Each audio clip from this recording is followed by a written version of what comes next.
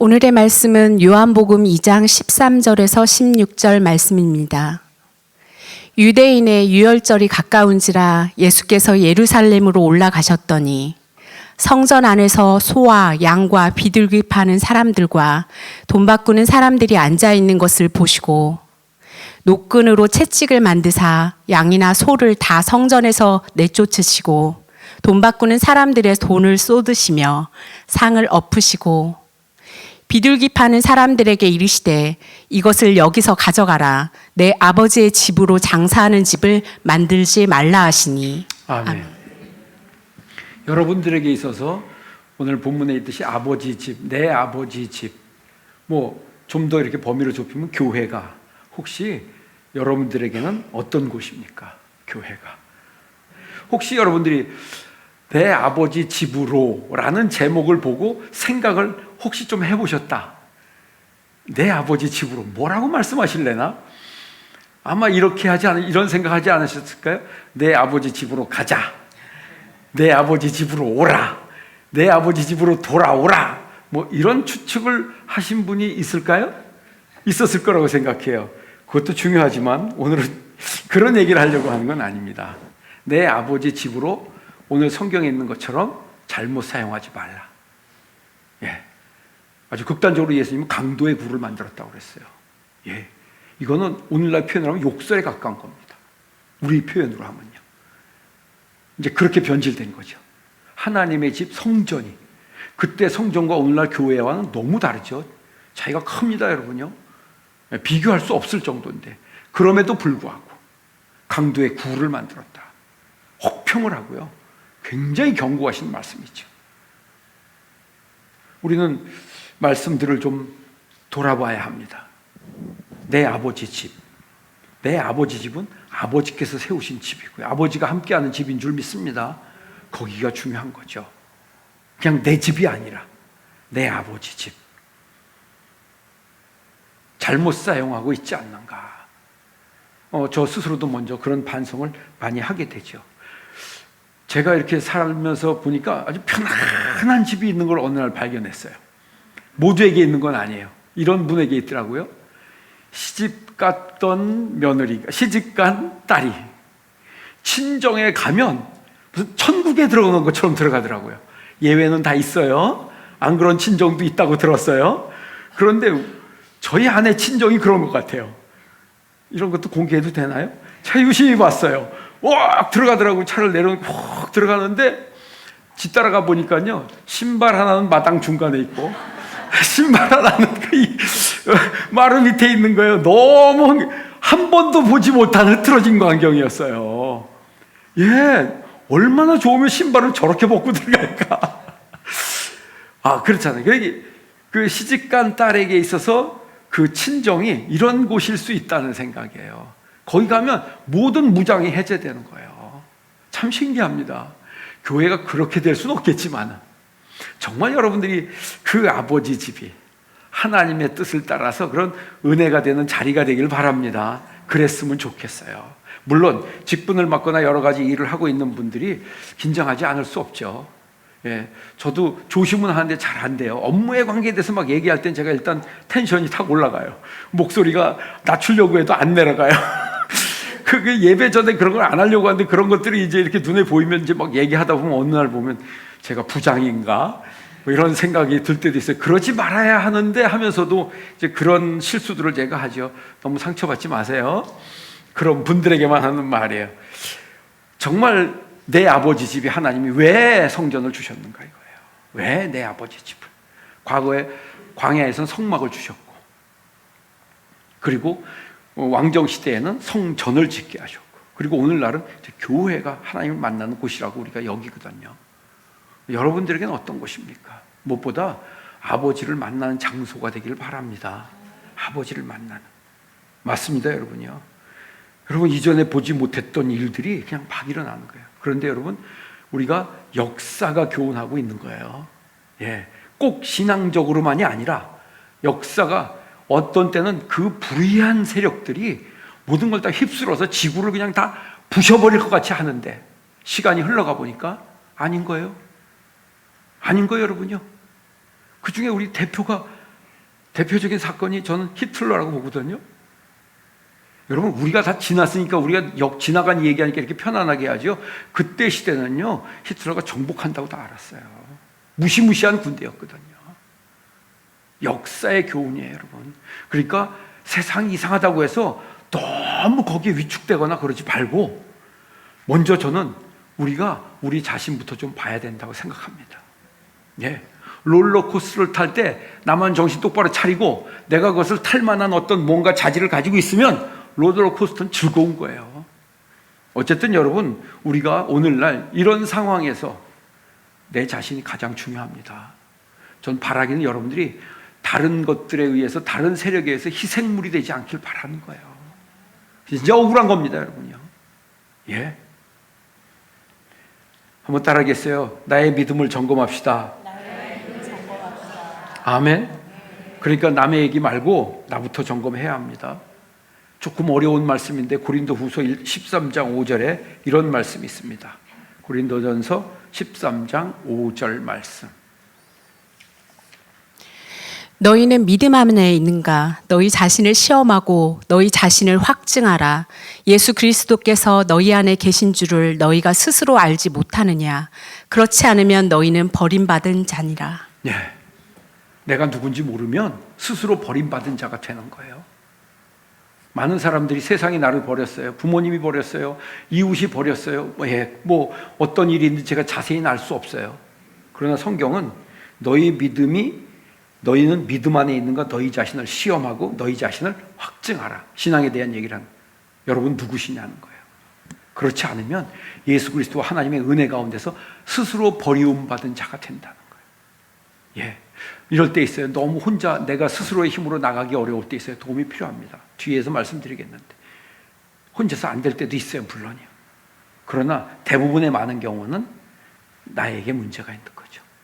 하나님이 우리에게 할 수 있도록 하셨는데 나는 스스로 검증도 안 해보고 뭔가를 붙잡지도 않고 가만히 있는 거 아닌가. 우리가 매주일 예배 시간마다 신앙 고백하죠. 예. 그리고 가끔 자주는 못해서 마음에는 한 달에 한 번씩 했으면 좋겠다고 하는 게 못하는 게 성찬식이에요. 예. 어떤 교회들은 무조건 합니다. 한 달에 한 번씩요. 왜냐하면 중요하기 때문에 그래요. 신앙 고백이 우리의 정체성 고백이에요. 예. 가끔 제가 구역장님들이나 훈련시킬 때 하는 얘기예요. 초대교회 당시에는 이 신앙 고백을 가지고 진짜냐 가짜를 구별했어요. 신앙 고백을 하다가 잡혀간 사람도 많았어요. 그거 하다 처형당한 사람들도 많았어요. 오늘날은 환경이 달라져서 우리가 신앙 고백을 그냥 읽는 거예요. 예, 아니요. 그 속에는 그 본질이 들어있습니다. 성찬식은 그거를 의식을 통해서 우리가 몸으로 행동하는 거거든요. 나에게 있어서 신앙 고백은 어떤 것인가? 나에게 있어서 성찬식은 어떤 것인가? 그런 것부터 우리가 좀 봐야 한다고 생각합니다. 에베소서 2장 19절 보면요, 우리의 정체성에 대해서 아주 굉장한 이야기를 하고 있습니다. 같이 읽었으면 좋겠는데요. 시작. 그러므로 이제는 너희는 외인도 아니요 나그네도 아니요 오직 성도들과 동일한 시민이요 하나님의 권속이라. 아멘. 권속이라는 말은 번역하면 가족이에요. 가족의 의미도 소가족, 대가족 여러 가지가 있어요. 저 이탈리아를 가면 패밀리 그러면 막 거기 다 거기 무서운 패밀리 그런 데들도 있더라고요. 그 필리핀도 패밀리 대단합니다. 그런 모임들이 있는데 어쨌든 이렇게 표현하고 있어요. 여러분들이 그런 분들이라는 거예요. 저는 여러분들이 아버지 집에서 교회 안에서요 이런 것들을 여러분들이 확인하고요 힘이 되기를 주의 이름으로 축원합니다. 그렇습니다. 이제는 외인이 아니라는 거예요.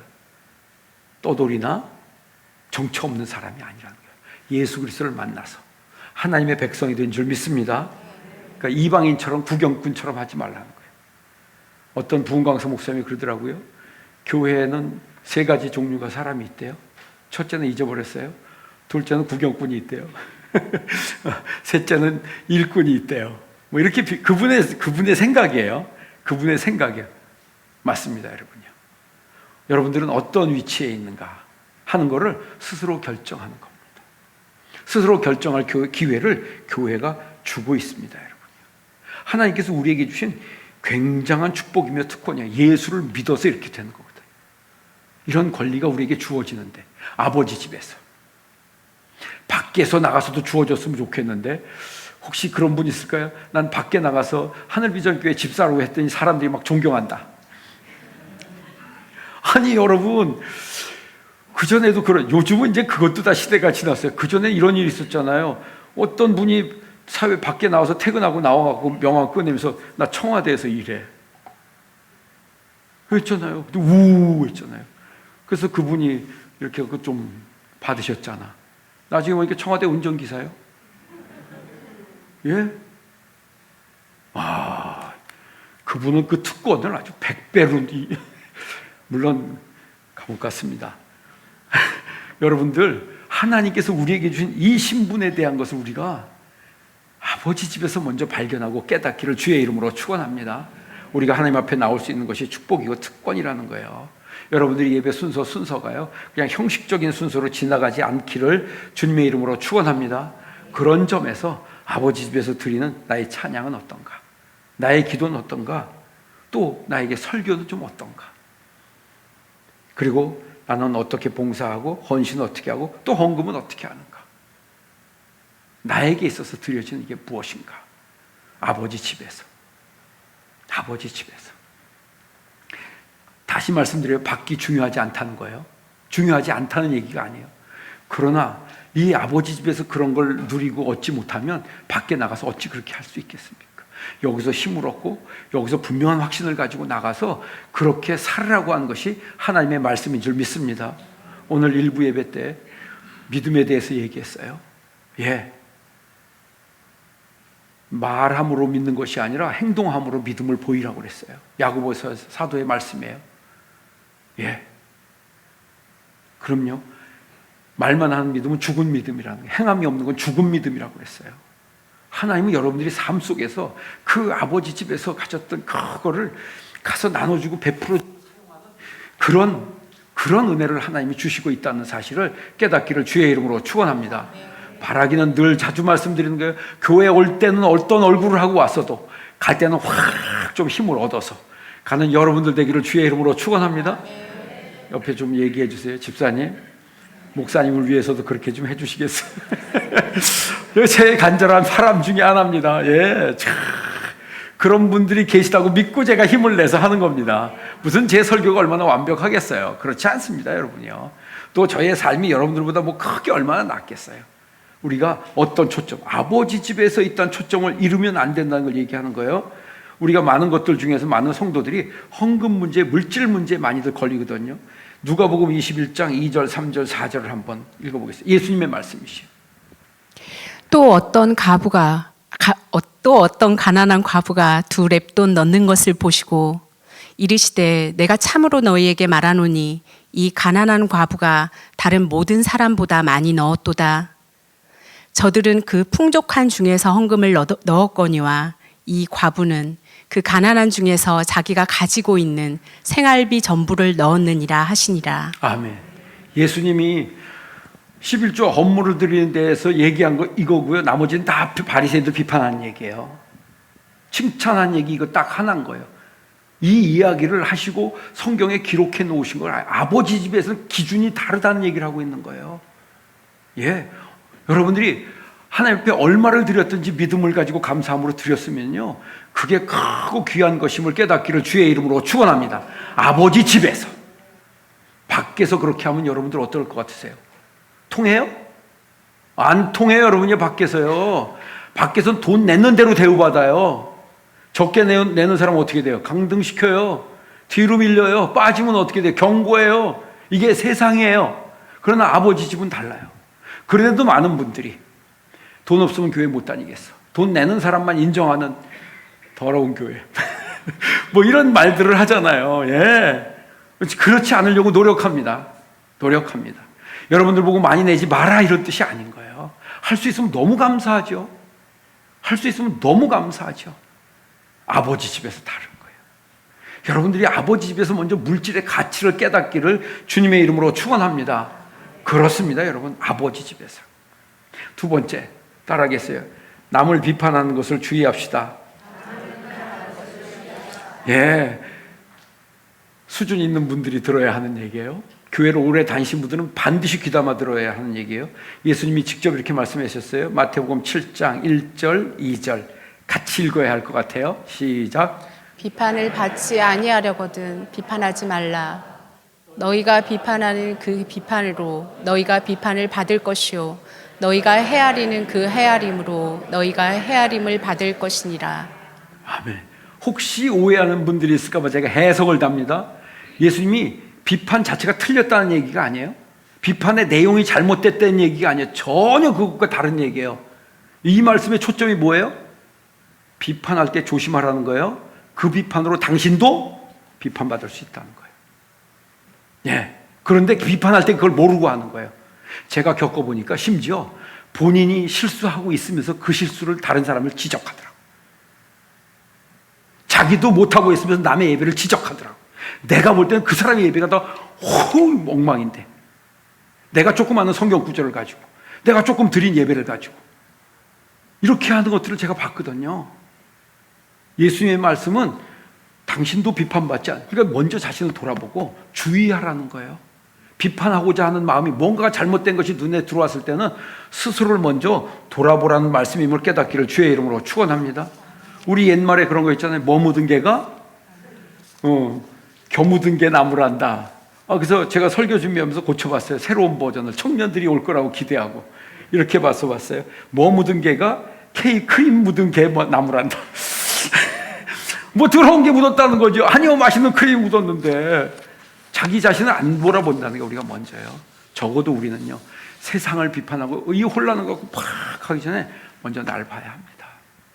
예수님께서 정말 예수님은 어떻게 그런 말을 생각했는지 모르겠어요. 가늠하다 잡혀온 여자 잡혀왔을 때 그랬잖아요. 뭐 없는 자가 죄 없는 자가 먼저 돌로 치라. 야, 오늘날은요, 죄 있는 사람이 돌 더 던져. 많이 지은 사람이 더 던져. 이게 세상이에요, 여러분요. 그걸 보고 흥분하는 건, 거기에 동조하는 건 얼마나 어리석어요. 죄에 더 많은 사람이 돌 던져서 누군가를 죽게 하는데 내가 거기다 박수 쳤어. 나는 뭐예요? 혹시 공범 아닐까요? 그런 사례들이 이 오늘날 대중매체 SNS 시대에 많이 벌어지잖아요. 너무 늦었어요. 나중에 후회할 때는요. 정말 여러분들이 누군가를 보고 비판하는 마음이 생겼을 땐 자신 보기를 주님의 이름으로 축원합니다. 그렇습니다. 인간의 이 눈으로 다 보는데 인간의 눈에 단점이 있어요. 우리 다 알아요. 복잡하지 않아요? 여기 볼 수 있어요, 없어요? 못 봐요? 등 뒤 봐요, 못 봐요? 못 봐요, 여러분요. 절대 못 봐요. 딱 뭐가 있으면 돼요? 거울이 있으면 돼요. 거울이 있으면. 이거 신기하지 않아요? 그까지 거울인데. 그까지 거울이 없습니다. 그까지. 여러분, 거울 보기 열심히 하셔야 합니다. 우리가 살아가는 데 있어서 우리에게 정말 중요한 거울은 내 옆에 있는 사람이에요. 옆에 있는 사람이에요. 근데 거울로 보지 않고 자꾸 고치려고 그래요. 아니요, 거울은 그냥 두고 보는 거예요. 깨면 안 돼. 거울에다 뭘 묻히면 안 돼. 그대로 두고 보는 건데 쉽지 않습니다. 저 역시 마찬가지입니다. 거울이에요, 여러분요. 옆에 있는 분 한번 보세요. 거울로 계셔주셔서 감사합니다. 예, 거울 되려고 여기까지 왔어요. 이 예배 시간에 왔어요, 여러분요. 여러분, 그리고 다른 사람이 우리의 거울이 될 수 있고요. 그리고 무엇보다 하나님의 말씀이 우리의 거울이 되는 줄 믿습니다. 시편 119편 105절을 보면 이렇게 말씀했어요. 주의 말씀은 내 발의 등이요 내 길의 빛이니이다. 아멘. 아멘. 그리고 119편 9절에 우리 청년들이 왔으니까 청년이 무엇으로 그의 행실을 깨끗하게 하리이까 주의 말씀만 지킬 따름이니이다. 아멘. 청년 시절에 깊이 느껴지는 말씀이에요. 청년 시절 어쩌면 조금 지나가면서 느껴지는 말씀이에요. 나이 든 분들은 잘 못 느껴요. 청년 시절을 다 잊어버렸어요. 예, 잊어버렸어요. 본인이 어떻게 살았는지 다 잊어버렸어요. 그럼요. 다른 길이 없다는 거예요. 다른 길이 없다는 거예요. 하나님 말씀 외에는 그 정욕을 어떻게 해볼 방법이 없다는 거예요. 젊음의 시절은 정욕과 싸우는 겁니다, 여러분. 예, 거기에 패배하면 그 인생은 잘 될 리가 있겠습니까? 범죄자가 되든지 실패자가 되든지. 말씀밖에 없다는 게 성경에. 정말 우리 청년들이 잘 되기를 원하시면 아멘. 여러분들의 자녀들이 잘 돼야 할 줄 믿습니다. 그렇습니다, 여러분. 우리는 다른 사람들을 비판하기 전에 내 자신을 봐야 합니다. 예, 나는 나의 자녀를 위해서 무엇을 하고 있는가 돌아봐야 하죠. 그렇습니다. 제가 부끄러웠어요, 여러분요. 너무 부끄러웠습니다, 여러분. 여러분들, 그렇게 하나님께서 또 그 다음에 우리에게 필요한 것은요, 한번 따라하겠어요. 함께하는 것이 지혜고 능력입니다. 맞습니다. 아버지 집에서 얘기하는 거예요. 밖에서 이상한 사람 만나지 말고 아버지 집에서 함께하는 사람은 자동스럽게 거울이 되고 자연스럽게 나를 기도하는 사람이고 나를 위해 나를 돌보는 사람이니까 이 안에는요. 물론 교회에 다른 목적을 가지고 오는 사람들도 있을 수 있어요. 전 늘 경계합니다. 늘 경계합니다, 여러분. 다른 뜻이나 다른 목적이 있으면 예배를 드리고 뭘 해도요, 믿음이 들어가지 않습니다. 이건 경험적인 얘기예요. 안타깝거든요, 여러분. 여기는 예배 드리는 곳이고요. 아버지 집에서는 은혜 받는 곳인 줄 깨닫길 바랍니다. 그때 그 사람들이 장사하는 집으로 만들었다고 했어요. 본질이 벗어난 거예요. 하나님 집은 없어지는 거예요, 그냥요. 거기에 있어도 아닌 거예요, 여러분요. 그런 말씀을 하고 있는 거죠. 함께 하는 것이 너무 중요해요. 읽어보겠어요, 또요. 전도서 4장 9절, 10절, 11절. 잘 아는 말씀이니까 그냥 읽고만 넘어갈 거니까 한번 같이 읽었으면 좋겠어요. 시작. 두 사람이 한 사람보다 나음은 그들이 수고함으로 좋은 상을 얻을 것임이라. 혹시 그들이 넘어지면 하나가 그 동물을 붙들어 일으키려니와 홀로 있어 넘어지고 붙들어 일으킬 자가 없는 자에게는 화가 있으리라. 또 두 사람이 함께 누우면 따뜻하거니와 한 사람이면 어찌 따뜻하랴. 아멘. 그렇잖아요. 딸이 특별히 하는 일이 없어도 엄마를 부축해 먹기만 해도 예배에 오잖아요. 우리는 큰 걸 해야 된다만 자꾸 생각하는 거예요. 그렇지 않습니다. 여러분들이 아버지 집안에서요, 기도 파트너를 만나길 바랍니다. 그런 영적인 멘토 파트너를 만나기 바랍니다. 동역자를 만날 수 있기 바랍니다. 그러니까 누군가를 비판하기 전에 그 사람이 혹시 나의 파트너 아닐까? 나의 동역자 아닐까? 좋은 친구 아닐까? 좋은 이웃 아닐까? 아버지 집에서 여기서 기회를 얻지 못한다고 하면 저는 그렇게 생각합니다. 여러분들이 나가서 그런 기회를 얻을 수 있을까요? 정말 밖에서 만난 사람도 두들겨 봐야 되지 않나요? 시편 84편 10절에 보면 이런 말씀이 있어요. 여러분들에게 이런 집이 되기를 먼저 이런 집이 돼야 한다고 생각하거든요. 같이 읽어보겠어요? 주의 궁정에서의 한 날이 다른 곳에서의 첫날보다 나은즉 악인의 장막에 사는 것보다 내 하나님의 성전 문지기로 있는 것이 좋사오니. 아멘. 난 여러분들에게요, 교회가 그런 곳이 아버지 집이 되기를 바랍니다. 나 오늘 아버지 집에 간다. 아버지 집에 간다. 예배 드리는 자들에게 성령의 은혜를 부어주실 줄 믿습니다. 아버지 집, 예수님이 말씀하셔서 기도하는 집이라 일컬음을 받으리라. 아버지 집 예배 드리는 집 맞아요.